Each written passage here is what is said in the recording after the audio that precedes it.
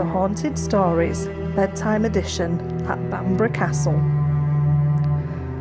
The subtle alchemy of sea and sky that swirls the huge crag from which the turrets and battlements of Bamburgh Castle rise casts a potent spell that reaches far back into the mists of time. Once the ancient royal seat of kings of Northumbria, it suffered several attacks from the ferocious Norsemen, the final one in 1015 spelling the end of its days of glory. Rebuilt by the Normans, its lord Robert de Mowbray rebelled against the hated Red King William II and found himself taken prisoner whilst his wife held the castle.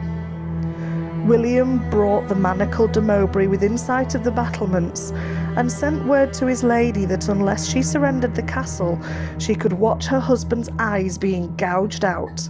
She, of course, surrendered. During the Wars of the Roses, it was the first castle in England to fall to the power of gunpowder. Thereafter, it became a ruin until it came into the possession of a Dr. John Sharp, who established Britain's first lifeboat station here. In 1894, the first Lord Armstrong, whose family still owned the castle, purchased it.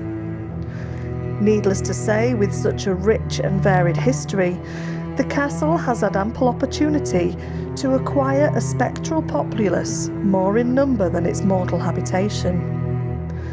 Visitors feel cold taps on their shoulders near the library. Some finding it so unnerving, they leave the castle immediately. Others have seen a misty apparition which they have correctly identified every time as Dr. John Sharp. The castle also has a resident female spirit in a coloured dress, known as the Pink Lady. In life, she was a Northumbrian princess, whose father, disapproving of the boy she loved, sent the unfortunate suitor overseas for 7 years. The pair were forbidden to exchange messages in the hopes that their passion would cool. But with each day, the girl pined and wept for her love, until her desperate father told her the boy had wed someone else. To cheer her up, he then gifted his daughter a beautiful pink silk dress. The distraught girl donned the dress, then climbed onto the battlements and flung herself to her death on the rocks below. When her lover returned, he too died from a broken heart.